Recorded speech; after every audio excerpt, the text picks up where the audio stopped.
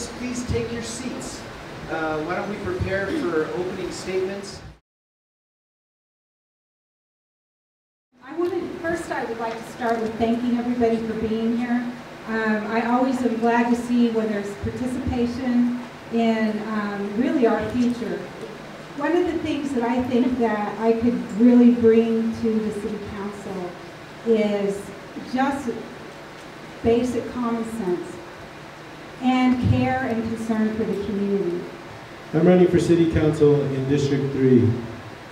I wake up every day and understand the enormous challenges facing the middle class in our country, our state, and our community.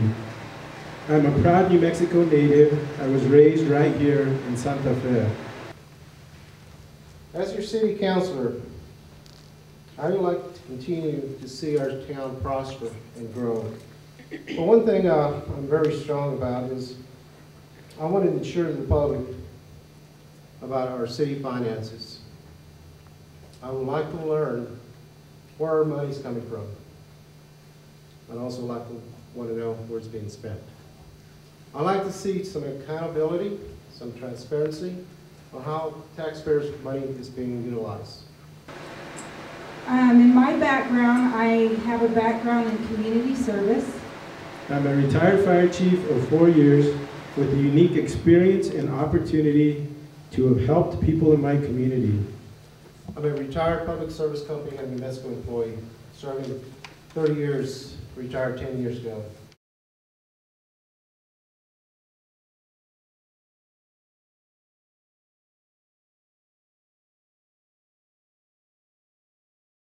I am a publicly financed campaign, like I said in my opening statements. And the reason I did it is quite clear. The voters wanted this. They asked for it in 2008. I declined to take the city financing for many reasons. One, which is the important one, is taxpayer money. I didn't feel it was right. I think if you run any campaign, you run any kind of fundraiser, you do it on your own merits. I did start out thinking, well, you know, I should go for public financing. And so I went out and I started canvassing for that, and I had a very good reception among the people. And as I was knocking on doors, what I found is that there was a lot of the doors, they would welcome me into their home, and they would sit me down and make me some coffee. I mean, it was like I was visiting one of my old family members. And these were really people that were strangers. Some of them would tell me stories about how they were just trying to get their next, gas bill paid or something. And at that point, I just didn't really have the heart anymore because I do nonprofit work, and we try to get out there and help people and give to them. And I just didn't have the heart to keep asking people.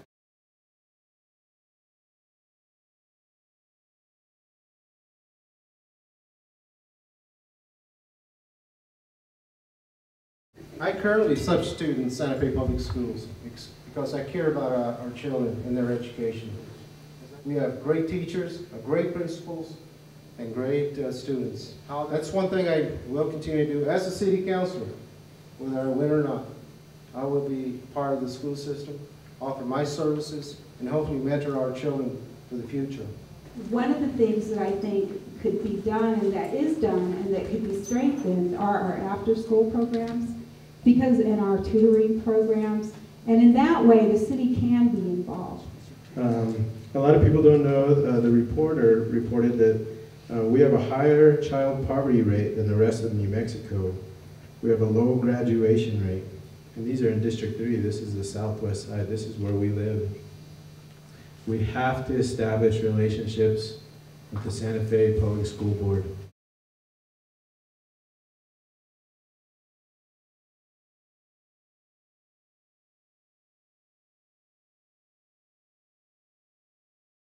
I do think that our energy source can be sustainable. I think that our technology it's growing in a way, if we can just begin to apply it on a citywide basis. The city of Santa Fe has to reduce its carbon footprint. This is the way to the future. This is where jobs are going to. People that are willing to take the steps necessary to get solar power into a community, I think benefit from it in the long term. One of the things I was responsible when I was with P&M was the marketing functions of the alternative energy plan. And to answer the first questions, yes, one day I hope to see the city of Santa Fe off the grid. But in the foreseeable future, I do see the city of Santa Fe stand alone. But if you ask me when that would be, I'd say it's about 20, 15 years down the road. We come to Santa Fe for one or two reasons. And one of the reasons is clean air.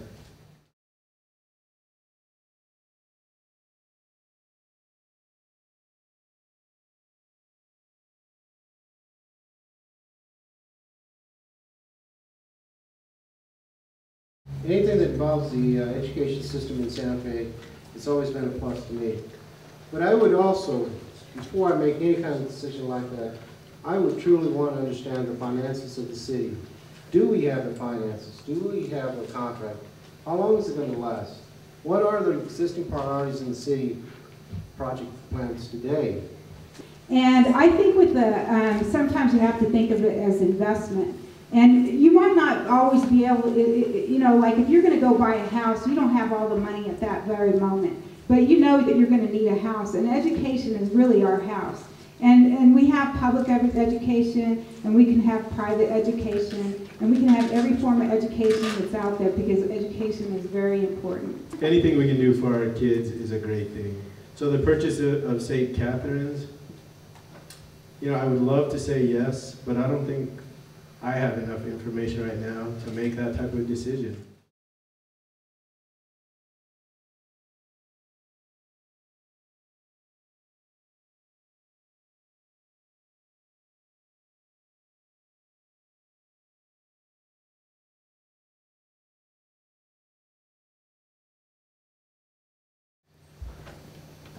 The immigration has done a great positive response in the city of Santa Fe. They brought new jobs, new opportunities, and new values to the community. I think they've been taxpayers, they pay into the system, and they're really part of the system. Yeah, you know, we should be able to work together as a community, and we shouldn't be making all these divisions and subdivisions between each other. We should have common goals. We should have, and to make our community a better place, a place where we can raise our children, a place where we can launch our children into good futures, and that we can lift our economy up so that we can all have a better life. Because a lot of us out here, whether we're an immigrant or not an immigrant, we are struggling. We're struggling with our economics. We're struggling with our getting our kids and keeping them out of drugs and alcohol. A lot of us are struggling with many different types of the same problems, and I think the main point that I'd like to make is that we need to quit making these divisions. They're here, they're part of our society, and they're one of us.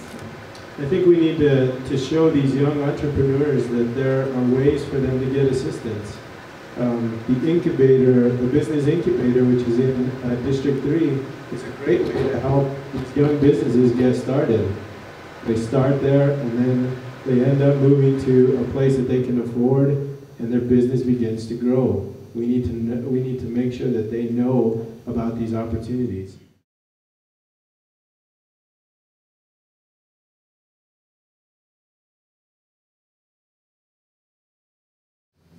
Again, my time in city government did allow me to have some access to the city charter. It's a large document. I don't pretend to know the entire thing. It's huge. It would take days to read, probably. But I am familiar with some of it. I don't think I would make any changes right now. Again, it's been working for years. I like that we work off the city charter and not the way some other communities do. It's a city that's governed by the people. I would like the opportunity again to look at the entire document. I'm sure there's something in there that once I go through I would maybe like to change or see change. But for right now I think it's operating pretty well. I have to agree with Chris. If it's not broken, don't fix it. Home rule has been very beneficial for the city and its people. I've seen the document, and really I've read about 70% of it. I have no questions that any changes are needed at this time. Maybe if there's anything that needed to be changed, it's the city's application of it. And to make sure that, that the citizens are being engaged, and that the neighborhoods are being heard, and that the people are being listened to. Ladies and gentlemen and candidates, that concludes our forum for tonight. I want to thank you for your time and attention, and most of all, your great questions. And finally, I want to thank our three candidates. I mean, they are putting themselves out. They're spending their time running for office. They're putting themselves up in front of you. And the majority of them are not going to win. So, they've done a great job tonight. I think we all know what they're talking about. Let's give them all a last round of applause.